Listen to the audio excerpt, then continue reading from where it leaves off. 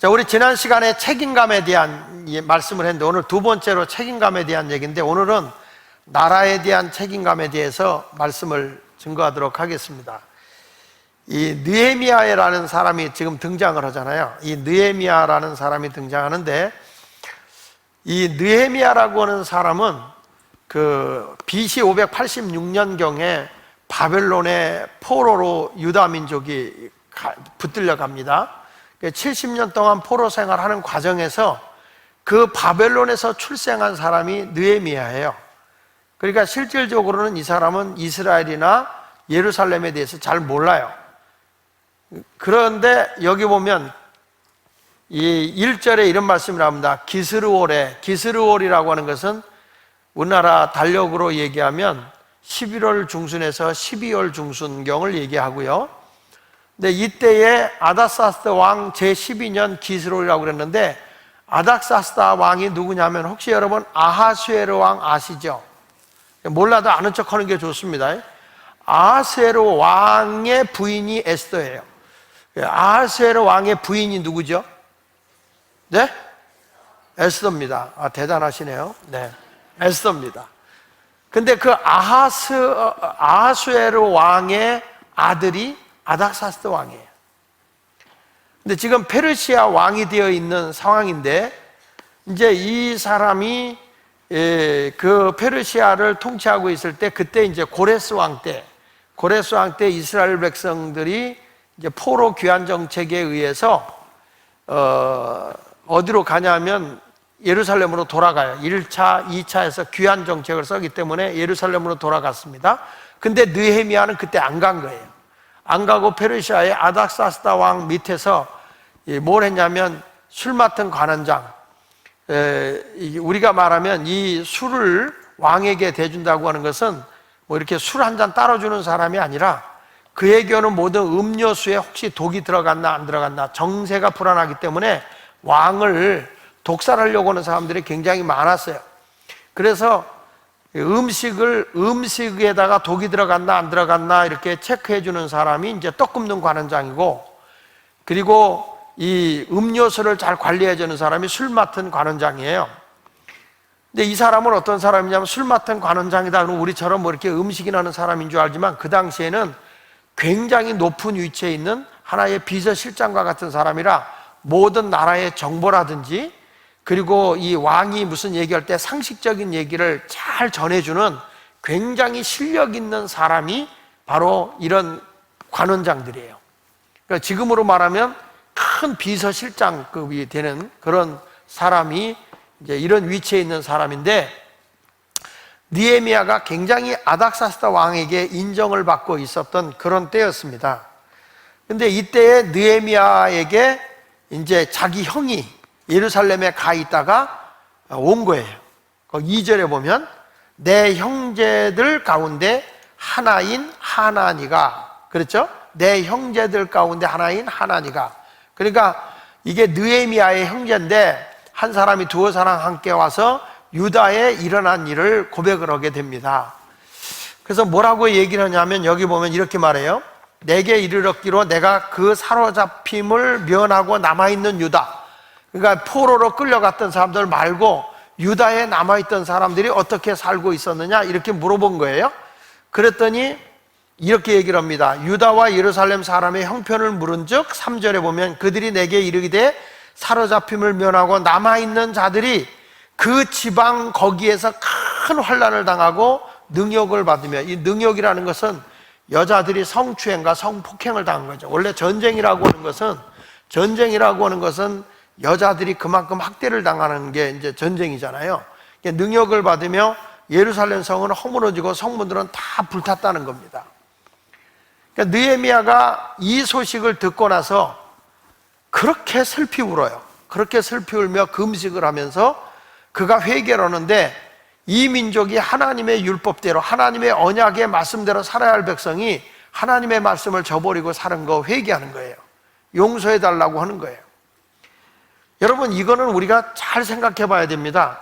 느헤미야라고 하는 사람은 바벨론에서 출생한 사람이기 때문에 예루살렘에 대해서 몰라요.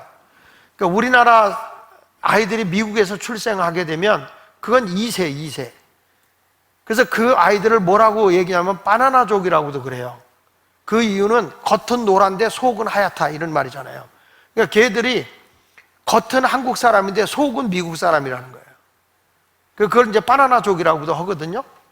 그러니까 이 느헤미야라는 사람은 분명히 예루살렘에 대해서 잘 모르는 사람이고 예루살렘에 가본 적이 없는 사람이에요. 근데 이 사람이 지금 이런 자기 나라에 대한 이야기를 듣고 그렇게 통곡을 하고 울면서 금식하고 기도하고 있는 모습은 그 마음속에서 일어나고 있는 나라에 대한 애국심이에요. 애국심, 조국에 대한 그리움, 이것을 보면서 나타낸 거죠.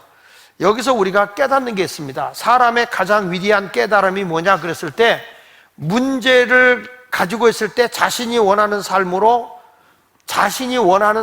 그 문제를 해결해 갈 수 있는 그런 능력이 있다는 것을 아는 것, 그것을 깨닫는 것이 진짜 사람의 가장 위대한 깨달음이라는 거예요. 문제가 있을 때 저건 나하고 상관없어, 이게 아니라 저 문제를 어떻게 내 삶 속에서 해결해 나갈 수 있을까, 이것을 알아가는 것, 이게 사람에게 가장 소중한 깨달음이라는 것입니다. 여러분, 책임감 있는 사람들은 자신의 원하는 삶을 만들어가기 위해서 좋아하지 않는 것들은 제거하고, 그리고 내가 무엇을 해야 할지를 분명히 선택하고 대안을 가지고 계획 속에서 싸워나가는 것이 바로 그리스도인의 모습이고 책임감 있는 사람의 자세예요. 전 이렇게 말씀드릴 수 있어요. 기독교는요, 국경이 없습니다. 어느 나라고 다 기독교의 복음은 들어갈 수 있습니다. 그러나 그리스도인은 조국이 있는 것입니다. 그리스도인은 자기 나라가 있다, 그 말이에요. 믿습니까? 우리는 예수 그리스도를 믿지만 우리의 조국은 어디입니까? 대한민국입니다. 마찬가지로 복음은 세계 어느 나라인데 다 전할 수 있어요. 어디든지 갈 수 있어요. 기독교라고 하는 복음은. 그러나 그리스도인에게는 나라가 있다는 거예요. 자기 나라가 있다는 거예요. 그래서 우리는 어떤 사람이 되냐, 자기 나라를 사랑할 수 있는 사람이 돼야 되고, 나라에 대한 책임감을 가지고 살아가야 할 줄로 분명히 믿습니다. 저는 이 느헤미야를 보면서 1장을 딱 보니까 느헤미야는 기도로 역사를 경영한 사람이다. 어려움이 왔을 때 이 사람은 뭐한 사람이냐?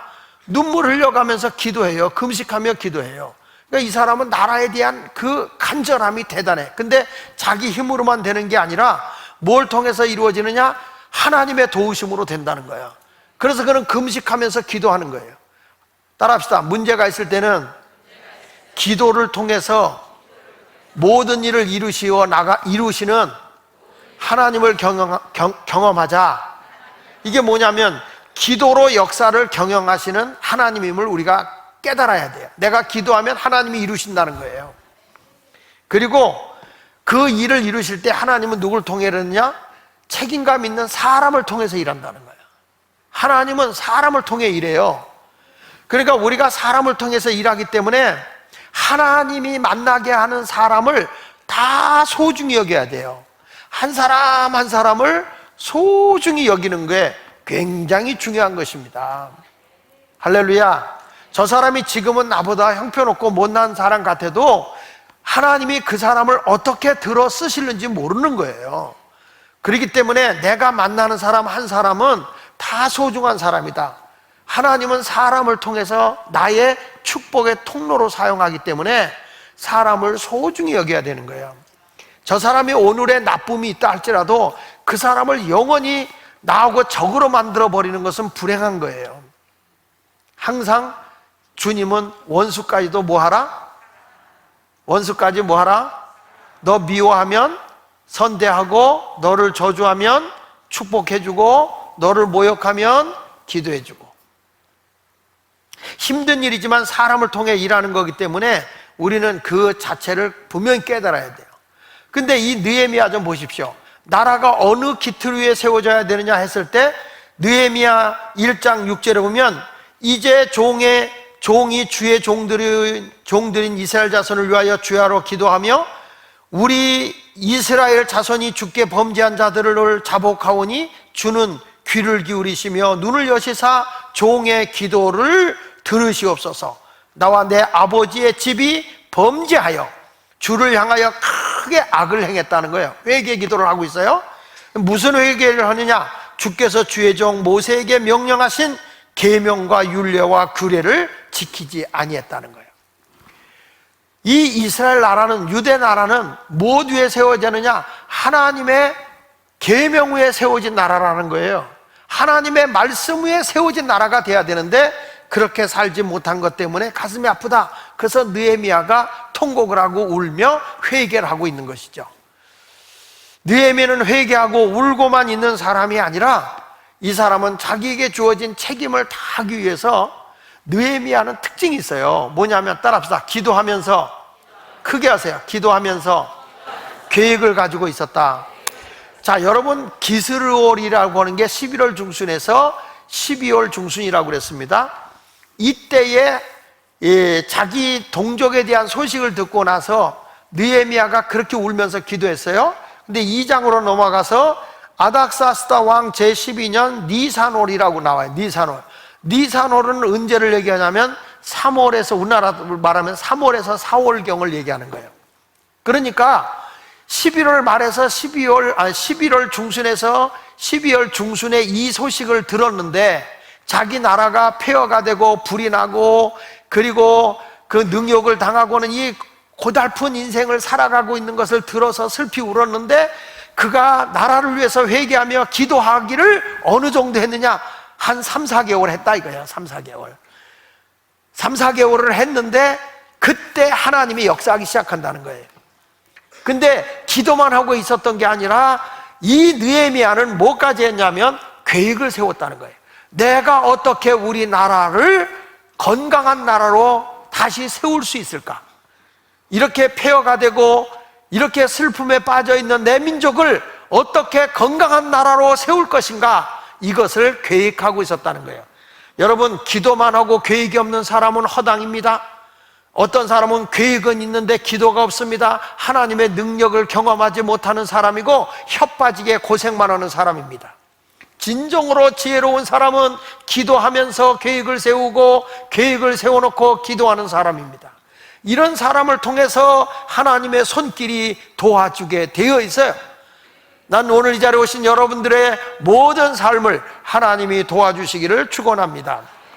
자, 그러면 느헤미야를 통해서 우리가 배울 수 있는 책임감은 무엇일까? 첫째, 책임감은 느헤미야를 통해서 얻는 것은 따라합시다. 해결점을 찾는 데 집중한다. 해결점을 찾아야지 문제만 갖고 끌탕만 오고 있는 게 아니에요. 어떻게 하면 이 문제를 해결할 것이냐, 거기다 집중해야 돼요. 할렐루야. 사람들은 문제를 막 만들어요. 어떻게 하면 이걸 해결할 거냐. 문제가 된 게 나쁜 게 아니에요. 그러면 이걸 어떻게 잘 수습해서 더 발전하고 좋게 갈 것이냐, 이런 해결점을 찾아야 되는데 사람들은 해결점을 찾는 게 아니라 자꾸 문제를 만들어서 더 어렵게 만들어버려요. 그래서 결국에는 자기가 파멸에 빠지는 거예요. 근데 느헤미야 선지자는 지금 나라가 이런 비극이 왔을 때 뭐냐, 해결점을 찾았다는 거죠. 느헤미야가 기도하고 막 어떻게 하면 할까 고민하고 있었던 것 같아요. 근데 느헤미야 2장 2절에 보니까 왕이 내게 이르되 내가 병이 없거늘 어찌하여 얼굴에 수심이 있느냐, 이는 필연 내 마음에 근심이 있음이로다 하더라. 그때 내가 크게 두려워하면서, 이게 지금 왕 앞에서 자기 얼굴이 기쁘게 해줘야 할 사람이 근심하고 있는데 왕 앞에도 보이니까 좋지 않게 보이는 거예요.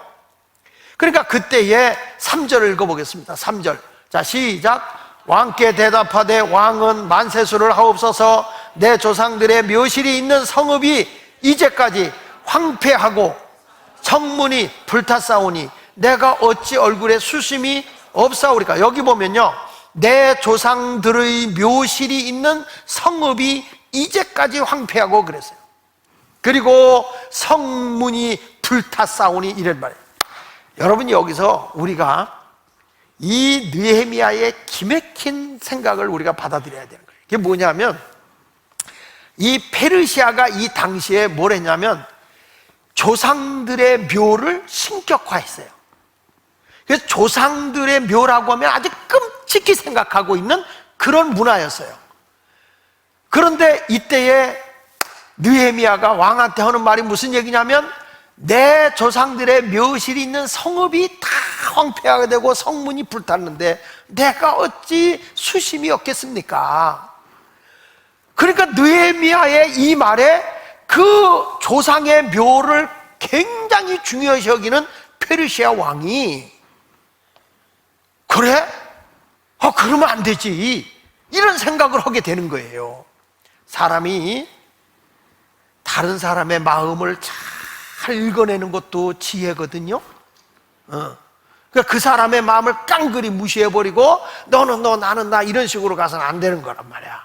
근데 여기서 보니까 그렇게 잘 성읍에 이렇게 모셔야 되는데 이런 지경이 됐습니다 라고 이야기를 하니까 그때 왕이 이런 말 합니다. 4절에 왕이 내게 이르되 그러면 내가 무엇을 원하느냐, 내가 뭘 원하느냐 하기로 내가 곧 하늘의 하나님께 목도하고. 야, 이 느헤미야가 얼마나 기도를 많이 한 사람이었으면 기도가 생활화가 된 거예요. 그러니까 이 사람 보세요. 그 왕이 내가 너에게 무엇 해주었으면 좋겠냐 그랬으면은 그러면요 이렇게 딱 답이 바로 나와야 되잖아요.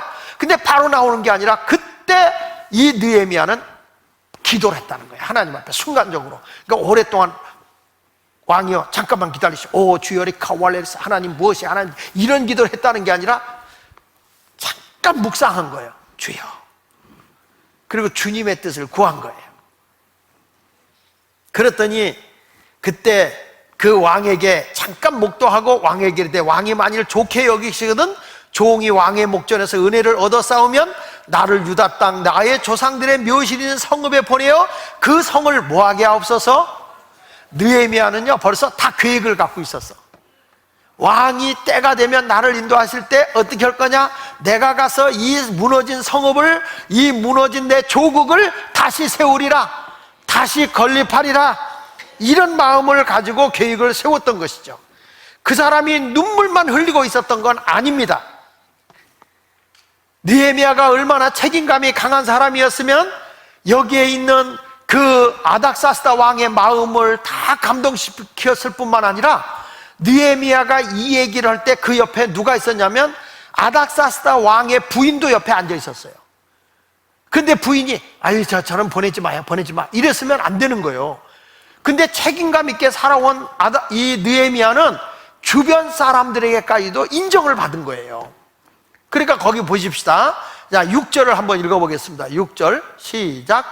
그때의 왕후도 왕 곁에 앉아 있었더라. 왕이 내게 이르시되 내가 몇 날에 다녀올 것이며 어느 때에 돌아오겠느냐 하고 왕이 나를 보내기를 좋게 여기기로 내가 기한을 정하고. 기한을 정했어. 내가 언제까지 하고 돌아오겠습니다. 그랬는데 7절에 내가 또 왕에게 아뢰되 왕이 만일 좋게 여기시거든 강 서쪽 총독들에게 내리시는 조서를 내게 주사 그들이 나를 용납하여 유다에 들어가기까지 통과하게 하시고. 이미 벌써 다 조사 다 해놓고요, 내가 거기 갈 때 총독들로 인해서 통행증이 있어서 무사히 갈 수 있도록 해주시기를 바랍니다.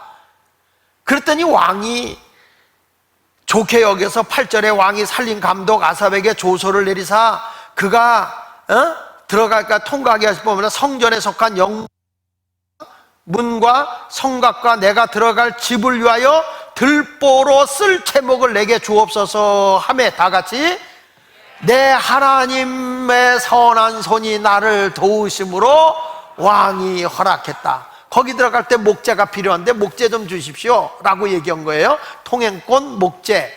그런데 하나님의 선한 손이 그를 도왔다는 거예요.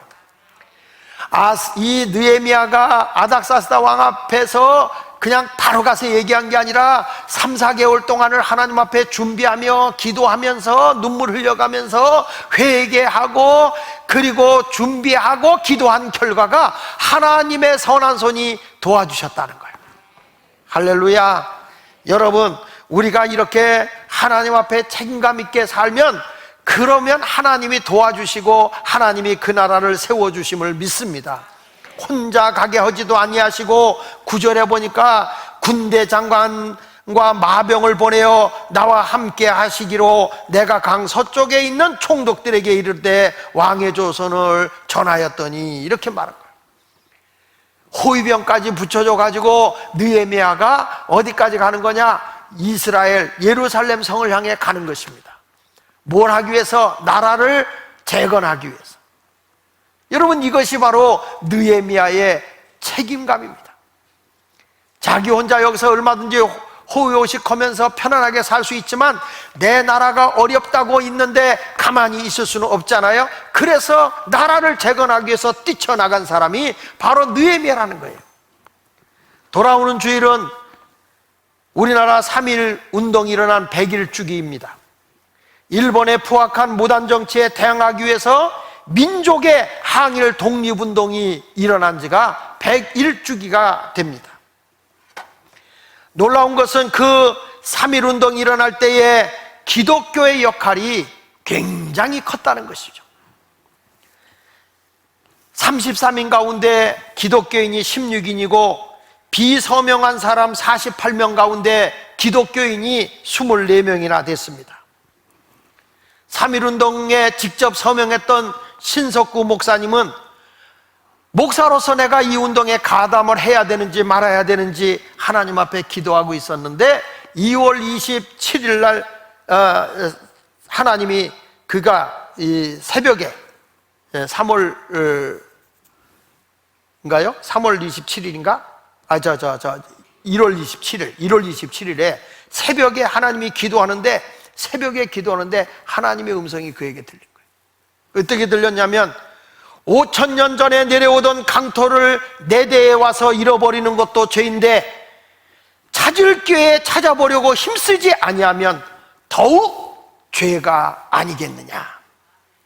찾을 기회가 왔는데 너희가 찾지 않는다면 이보다 더 큰 죄가 어디 있느냐는 하나님의 응답을 받고 참여하게 됩니다.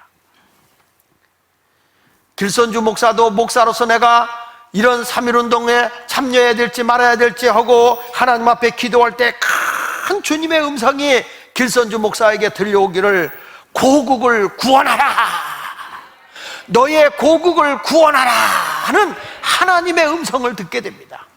그래서 길선주 목사도 결국에는 나라의 3.1 운동을 위해 나가게 됩니다. 일본의 총독부가 기독교인들을 다 붙잡아서 재판을 하는데 판사가 질문합니다. 피고는 항상 한일 합병에 불평을 품고 조선 독립을 희망하였는가? 이렇게 묻는 거예요. 그때 기독교 지도자인 이승우는 이렇게 말합니다. 그렇다. 하나님이 가르치시는 바가 있으니 오색인종 어느 누가 조국의 흥왕과 종족의 번영을 바라지 아니하며 더욱이 남의 나라를 합병된 자기 나라의 독립을 바라지 아니하였으랴. 너희가 우리나라를 일본과 합병을 시켜버리는데 어떻게 우리가 가만히 있을 수 있겠는가? 여러분, 기독교인들이 막 강력하게 일본과 싸워 막 나갑니다. 일본에 가서 테러도 일으키고 정말 있을 수 없는 일들을 막 합니다. 기독교인들이. 그래서 일본 사람들이 정교분리라고 하는 것을 세우게 됩니다. 절대 교회는 예배 외에 딴 것은 못한다. 그런데 원래 정교분리의 법칙이라는 것은 미국에서부터 시작된 건데 토마스 제퍼슨이라고 하는 대통령, 미국의 3대 대통령이 믿음으로 세워진 미국이라 청교도의 신앙으로 세워진 미국에서 어떻게 이게 지금 믿음이 좋고 신앙이 좋은 권력자가 있을 때는 문제가 없는데 정부의 불신앙자가 권력을 잡게 되면 교회를 탄압할 수가 있겠다. 그렇게 생각해서 토마스 제퍼슨이 종교분리의 법칙을 세웠는데 그게 뭐냐면 절대로 이 권력을 쥐고 있는 정부는 교회를 탄압할 수 없다. 그게 첫 번째예요. 교회를 보호하기 위해서 만든 게 정교분리 원칙이에요. 두 번째 가서는 뭐냐면 국가가 교회에 세금을 매길 수는 없다. 그리고 세 번째 가서는 국가가 교회의 성직자를 임명할 수 없다. 이 세 가지가 정교분리의 원칙인 거예요. 지금 영국은 목사를 공무원화 시켜가지고 목사들 월급도 국가서 나오고 교회 운영비도 국가서 나오다 보니까 목사 임명을 영국 정부가 한단 말이에요. 이런 것을 없애기 위해서 토마스 제퍼슨은 절대로 목사는 국가가 임명할 수 없다, 이렇게 정교분리법칙을 했는데, 우리나라는 오히려 정교분리법칙이라는 걸 교회 일만 하게 해서 정치말을 하면 목사가 안 되는 것처럼 그게 일본 사람이 심어놓은 거죠. 여러분 미국 같은 데 가보세요. 미국은 아주 공식적으로 이렇게 그 대통령 누구 지지합니다 이렇게 얘기합니다, 교회가. 그리고 전부 다 당마다 목사님, 수석 목사를 두고 당대회 할 때 보면 목사들이 기도해요. 그 미국에는 하원의원이 없고 상원의원 있잖아요. 상원의원과 하원의원 있잖아요. 몰라도 아는 척 하세요. 있어요. 하원의원은 뭘 비유한 거냐면 성도들을 비유한 거고요, 상원의원은 성가대를 비유한 거예요. 이게 상원의원이요, 여기가. 성가대 안 한다고 맨날 하바리들만 되려고. 그러니까 이게 상원의원, 하원의원, 이게 교회를 빗대놓고 하는 거거든요. 그러니까 미국 같은 데 전당대회 한다 그러면은 뭐 할렐루야도 오고 아멘도 오고 막 그래요. 왜 얼굴들이 그 모양이요? 그러니까 우리가 일본 사람들에게 속고 있는 거죠. 근데 여러분, 이런 3.1운동으로 인해서 교회가 얼마나 피해가 컸는지 1919년 5월에 발표된 통계에 보면 교회가 완전히 없어지고 파괴된 것이 17교회, 일부 파괴된 것이 65개 교회, 1919년 6월 30일에 투옥된 기독교인이 2190명, 유교나 불교 및 천도교가 다 합쳐서 1556명. 그러니까 기독교가 훨씬 많은 거예요. 교역자 중에 151명이 구속을 당하고 천도교 직원 등 72명, 한국교회가 바로 이 대한민국의 소망이었어요. 나라를 뺏겼을 때 이 나라를 살려야 된다, 그 운동을 하면서 그렇게 핍박을 당했지만 이 3.1운동을 기점으로 해가지고 우리가 아는 기독교의 폭발적 부흥을 가져온 것이 바로 3.1운동 때문에 한국교회가 부흥된 거예요. 여러분, 유관순 언니가 우리 감리교 우리 지방의 상동교회 교인이었습니다. 그만큼 우리 굉장한 거예요. 상동교회 가보면 거기 전덕기 목사 이런 분들 다 민족운동했던 사람들 거기 그렇게 많습니다. 이 나라가 이렇게 자유민주국가로 세워진 것은 다른 데 있는 것이 아니라 바로 하나님의 복음 위에 세워진 나라이기 때문에 그게 가능했던 거예요. 존 맥스웰 리더십의 달인이라고 불려진 분이 그런 얘기했습니다. 실패가 두려워 아무것도 계획하지 못하는 사람은 실패를 계획하는 것과 같다고 그랬어요. 이거보다 안 되면 어떡할까? 그래가지고 실패가 두려워서 아무것도 하지 않는다면 당신은 이미 실패를 계획하고 있는 것이다 그랬어요. 여러분, 지금 나라의 희망의 비전 프로젝트를 가지고 우리 기독교인들이 다시 나가야 합니다. 승리하고 나가야 됩니다. 우리나라가 공산화가 되지 않은 것 중에 하나가 6.25 일어나기 1950년 3월 달에 우리나라 농지 개혁이 이루어졌습니다. 그 당시에 이승만 대통령이 어떤 일을 했냐면 그 조봉암이라고 하는 원래 그분이 러시아에 가서 공산주의 사상을 배웠던 사람인데 이분이 나중에 이제 이 우파 쪽으로 온 거죠. 지금 요즘으로 만 보수적인 신앙으로 이렇게 온 거예요. 이 사람 와서 보니까 한국에 큰 땅을 많이 가지고 있는 양반들이 많은 거예요. 이걸 이승만 대통령이 해서 그 땅을 직접 농사 짓지 않는 사람은 거의 다 헐값에 사요, 국가가. 그리고 돈 다 못 주는 건 나중에 주겠다고 헐값에 사가지고 농지에 살고 있는 농사를 짓고 있는 사람들에게 다 농지를 다 준 겁니다. 소유권을 준 겁니다. 소유권.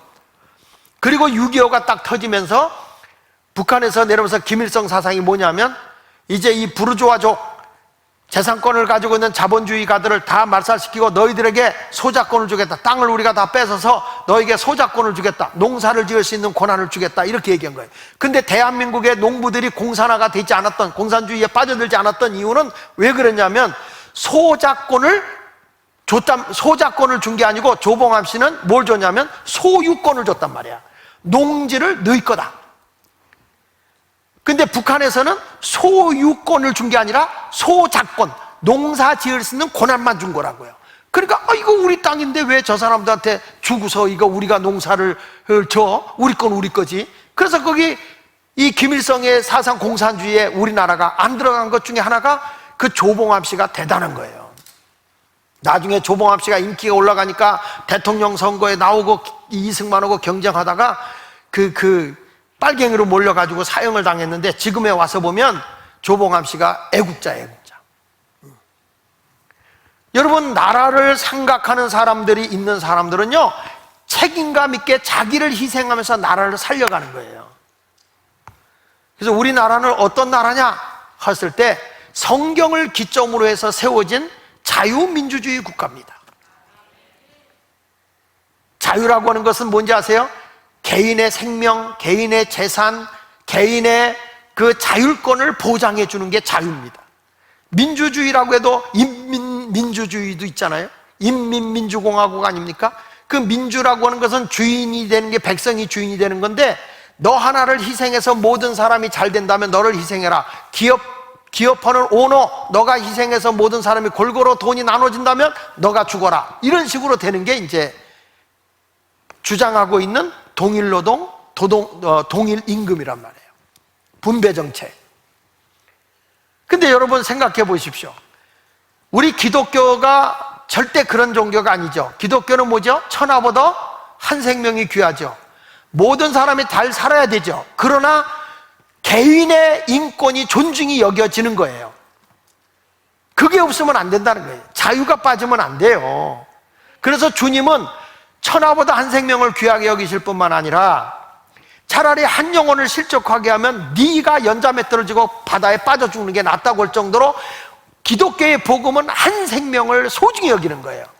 한 사람의 재산권, 한 사람의 생명권, 한 사람의 자율권, 모든 것이 다 귀중하다는 거예요. 그래서 공산주의자가 왜 공산화가 되면 종교를 말살시키냐면, 종교는 개인의 인권과 생명을 존중하잖아요. 특별히 기독교는 그게 더한단 말이야. 여기 아멘 안 하는 사람은 김일성 밑에 있는 사람이요? 그래서 우리 대한민국은 어떤 민족이냐 했을 때 자유민주주의, 그리고 자유시장경제, 스스로 자기가 돈 벌어서 먹고 사는 거예요. 이런 자유시장경제가 이루어진 거죠. 그래서 우리가 책임감 있는 사람은 멈춰있는 사람이 아니라 최선을 다해 일하는 사람이 돼야 됩니다. 한번 따라 합시다. 최선을 다해 일을 완수하자. 자, 이제 느헤미야가 본국으로 돌아가잖아요. 자기가 정말 이 나라를 재건해야 되겠다는 마음을 가지고 기도하고 돌아간 거예요. 느헤미야가 나라를 살리겠다고. 그러니까 우리나라도 일제 30년에 짓밟히고 고생할 때 나라를 살려야 되겠다고 일어난 것과 똑같은 심정으로 간 겁니다. 갔더니 느헤미야 2장 10절에 이런 말씀이 나와요. 호론 사람 산발락과 종이었던 암몬 사람 도비아가 이스라엘 자손을 흥하게 하려는 사람이 왔다. 이 사람들은 회방꾼이에요. 이스라엘을 재건하지 못하게 하는 사람이에요. 여러분 이걸 아십시오. 따라합시다. 하나님이 하시는 일에도 회방을 받는다. 그렇게 이 재건을 못하게 회방했던 사람들입니다. 이 사람들이. 그런데 이 사람들 입으로 하는 말 좀 보세요. 이스라엘 자손을 흥왕하게 하려는 사람이 왔다. 하나님의 사람은 세상을 흥왕하게 하는 사람인 거예요. 점점 크게 잘 되게 하는 사람들이 그리스도인 줄로 믿습니다. 이제 느헤미야는 이런 사명을 가지고 나라를 그냥 애써가면서 눈물 흘려 기도했던 그 기도의 그 역사를 이렇게 회방하는 사람들을 뚫고 책임감 있게 이 성벽을 예루살렘 성벽을 재건하고 성전을 재건하기에 이르는 것입니다. 사랑하는 여러분, 책임감이라고 하는 것은 낙심하고 있는 자기 백성에게 희망을 주는 사람이 책임감 있는 사람인 거예요. 자기에게 힘듦이 왔다 그래서 에라 모르겠다 하고 다른 사람에게 낙심을 시키는 사람이 아니라, 책임감 있는 사람은 다른 사람에게 희망을 주지 핑계를 대거나 누구에게 책임을 전가하지 않습니다. 내가 힘들고 어려워도 그것을 제가 안고 가는 것입니다. 그러므로 어려운 상황이 왔다면 해결점을 찾아 기도하고 더 열심히 그것에 최선을 다하는 그런 책임감 있는 성도가 되시기를 축원합니다. 도산 안창호 선생은 이런 말을 했습니다. 책임감이 있는 이는 역사의 주인이요, 책임감이 없는 사람은 역사의 객이다. 책임감 없이 사는 사람은 역사의 나그네라는 거예요. 책임감이 있는 사람은 역사의 주인이 된다, 이런 말입니다. 이승만 대통령 되기 전에 이승만은 23살 때 예수님을 만났고 그는 어려서부터 이런 마음을 가졌습니다. 조선시대가 끝나고 새로운 시대가 한반도에 온다는 걸 그 사람은 직시했습니다. 한반도에 새로운 세계가, 새로운 시대에 새로운 물결이 오기를 시작하는데 그것이 무엇이냐 했을 때 기독교라고 봤습니다. 그는 23살 때 예수님을 만났거든요. 그래서 그 사람은 대한민국은 뭘로 세워야 되느냐? 기독교 정신으로 나라를 세워야 된다, 그걸 강력하게 주장하며 나갔던 사람이 이승만입니다. 나중에 이승만이 대통령이 돼서 우리나라의 대한민국 임시정부를 거쳐서 우리나라의 정부가 세워졌을 때 그분이 주장한 것이 세 가지잖아요. 이 대한민국의 자유민주주의, 그리고 자유시장경제, 그리고 세 번째는 이 민주주의를 하기 위해서는 힘 있는 사람이 도와줘야 된다. 그래서 미국과의 동맹, 그리고 이 모든 정신이 어디서 이루어진 거냐? 하나님의 말씀, 기독교의 터 위에 세워진 것이다. 기독교로 나라 세우기, 이걸 가리켜서 기독교 입국론이라 이렇게 얘기하는 거예요. 대한민국은 기독교로 나라를 세웠다.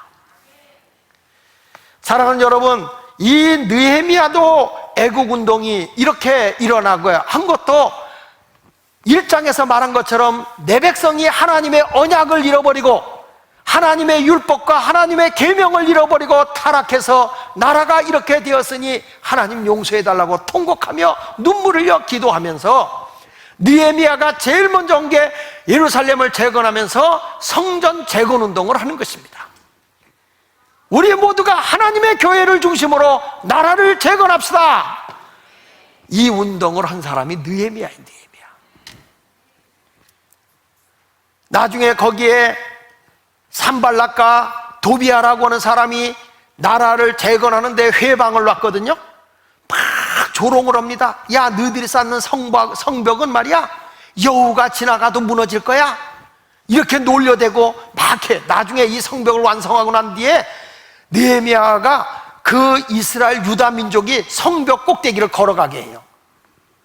그래도 하나 무너지지 않죠.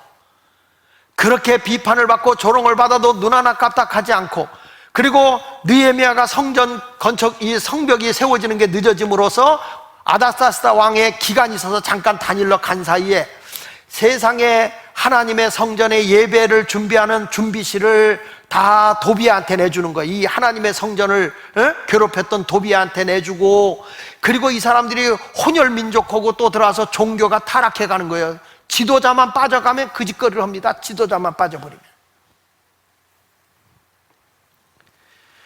여러분, 느헤미야가 다시 와서 하나님의 성전을 재건운동을 합니다. 우리는 생명 걸고 나라를 지켜야 돼요. 아멘입니까? 우리가 아는 윤봉길이 시를 쓰면서 자기가 3.1운동으로 나가려고 할 때 자기는 이제 목숨을 내던지러 가는 거예요. 윤봉길 의사가. 그럴 때 그가 생명을 내던지러 갈 때 두 아들에게 시를 씁니다. 두 아들에게 시를 썼는데 뭐라고 썼냐면 강보에 쌓인 두 아들에게 라는 편지 같은 시를 써요. 제가 읽어드릴게요. 너희도 만일 피가 있고 뼈가 있다면 반드시 조선을 위해 용감한 투사가 되어라. 태극의 깃발을 높이 드날리고 나의 빈 무덤 앞에 찾아와 한 잔 술을 부어 놓으라. 그리고 너희들은 아비 없음을 슬퍼하지 말아라. 사랑하는 어머니가 있으니 어머니의 교양으로 성공자를 동서양 역사상 보건대 동양으로 문학가 맹자가 있고 서양으로 불란서 혁명가 나폴레옹이 있고 미국의 발명가 에디슨이 있다. 다 엄마들이 키운 훌륭한 자식들이에요.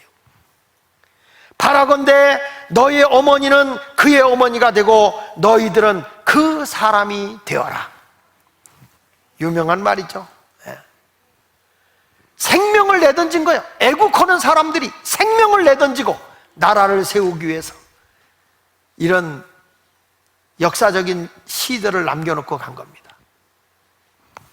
서울신학대 교수인 박명수 교수가 3.1운동, 기독교 그리고 대한민국이라는 기독교적 기원에 대한 대한민국에 세워지는 기독교적 기원에 대한 소고를 발제했는데 박 교수는 이런 얘기를 했습니다. 한반도의 민주주의 출현은 기독교 유입과 밀접한 연관이 있다. 자유민주주의 도입에 있어 기독교인들이 주도적 역할을 했다. 대한민국의 건국의 토양은 이승만, 안창호, 박용만 이런 분들이 영향을 미쳤습니다.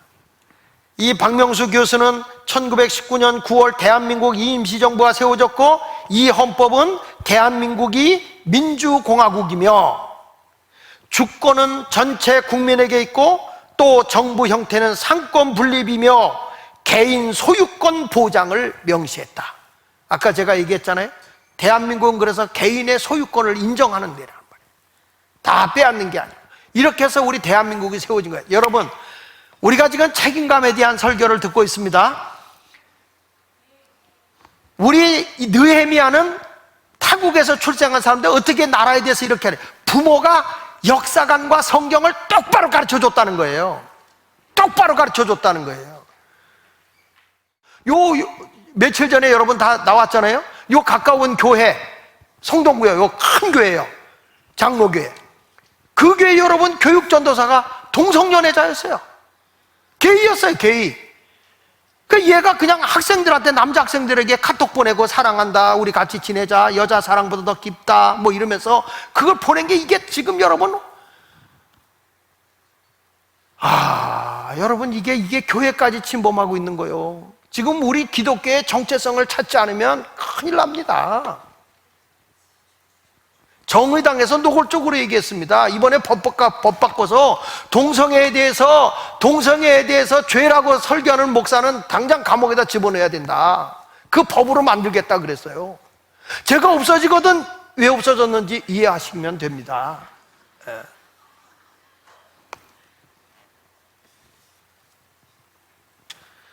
대한민국은 하나님의 법도 위에 하나님의 기독교 정신 위에 세워진 나라요. 누구도 허물 수 없습니다. 한국은 아무리 사회주의로 간다, 뭐 공산당이다, 공산주의로 가자, 안 돼요. 왜냐? 우리나라는 기독교 정신으로 세워졌기 때문에 그렇게 갈 수가 없습니다. 북한의 인공기를 보십시오. 1947년 평양 점령군 소련의 레베데프 사령관이 소련의 식민지를 의미하는 깃발을 그려준 겁니다. 별은 중공기의 별을 따온 것이고 파랑, 빨강, 흰색에 띠는 러시아기를 상징한 겁니다. 북한이 무슨 주체 사상 주장한다고요? 이 깃발만 보더라도 이게 바로 식민지 깃발이에요. 우리는 러시아의 식민지 국가다. 그러나 우리나라의 태극기는 우주의 조화를 이루고 있고 민족의 피, 땀, 눈물을 상징하고 있습니다. 이용준, 박용호의 작품인데 이것이 애국을 상징하는 거예요. 이 안에 우주를 다 담고 있는 게 대한민국 국기예요. 태극기 좋은 거요. 우리 것이 좋은 것이요. 1882년 5월 20일 날 5월 22일에 조선과 미국이 제물포 조약 체결할 때 처음으로 사용한 국기입니다. 여러분, 제가 오늘 얘기하려고 하는 것은 이런 것이 뭘 의미한 거냐면, 이 나라가 많은 아픔과 어려움 속에서도 굳건하게 자유민주주의 국가가 세워지고 이 나라가 세계의 10대 경제대국이 될 수 있었던 것은 하나님의 그 신앙의 기초 위에, 기독교의 정신의 기초 위에 세워졌기 때문에 이 나라가 번영할 수 있었던 것입니다. 그러니까 대한민국의 민주주의의 뿌리는 기독교예요, 여러분. 기독교. 느헤미야도 이거를 일찍이 알기 때문에 우리가 어떻게 해야 되느냐, 우리도 이제 교회가 무너져서는 안 된다, 교회 중심으로 가자. 그 도비아 가서 막 뺏고 예배실도 다 무너뜨리고 하나님의 물질도 다 가로채고, 그러니까 일을 할 수가 없어요. 예배를 드릴 수가 없어요. 그러니까 거기 느헤미야 13장 10절에 내가 또 알아본 적 레위 사람들이 받을 몫을 주지 아니하였으므로 그 직무를 행하는 레위 사람들과 노래하는 자들이 각각 자기 밭으로 도망하였거늘 내가 모든 민장들을 꾸짖어 이르기를 하나님의 전이 어찌하여 버림바가 되었느냐. 너희가 예배를 드리지 않고 어찌하여 하나님의 성전에 이렇게 버려졌느냐. 코로나 때문에 예배가 버려져서는 안 돼요. 예배가 살아 움직여져야 되는 거예요. 우리 지금 나라 위에 기도할 때예요. 믿습니까? 내가 언젠가 설교했지만은 말세에 이제 이 7산이 등장한다 그랬잖아요. 7산. 요한계시록 17장에 나와 있는 대로 7산이 들어와서 적그리스도가 거짓 영이 7산을 지배한단 말이에요. 첫째가 우리가 잘 아는 대로 우리의 언론 거짓 영이 지배해버린다고요. 이런 것들이 다 되고, 두 번째는 정부, 세 번째 가서는 경제, 네 번째 가서는 교육, 다섯 번째 가서는 축제. 이 축제라는 것도 전부 다 사상적으로 또는 죄악적으로 이런 문제로 가요. 축제가, 퀴어 축제라든지 이런 것들이. 여섯 번째는 종교, 기독교를 없애자. 여러분, 지금 진짜 우리나라 위해서 기도할 때예요. 멍청하게 앉아있을 때가 아니에요. 국민이라는 단어가 없어지고 인민으로 바뀌어지고 있고, 애들 교과서에 인민이라는 단어로 바뀌고 있음을 여러분 아시나요?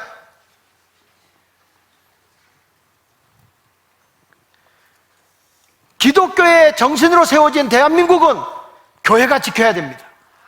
하나님 위해서 기도해야 됩니다. 느헤미야 같은 이런 신앙의 열정을 가지고 책임감 있게 기도하면서 나가는 우리 모두가 되기를 예수 이름으로 축원합니다. 누구를 지지하냐가 얘기가 아니라 대한민국은 기독교의 정신 위에 다시 세워져야 된다. 할렐루야. 요즘엔 스님들도 나와서 할렐루야 스님들이 많이 나왔어요. 나라를 위해서 기도하다 보니 이런 일들이 생기는 거예요. 우리 모두 하나님 앞에 최선을 다하는 아름다운 신앙의 길을 걸어갈 수 있기를 바랍니다. 할렐루야. 할렐루야. 우리 찬송 한 장 하도록 하겠습니다.